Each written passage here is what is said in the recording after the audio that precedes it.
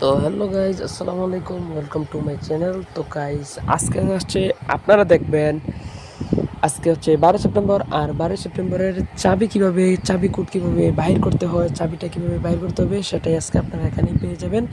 তো চলুন ভিডিওটা শুরু করা যাক। আমি এখন সরাসরি চলে যাচ্ছি চাবির ক্যাম্পে।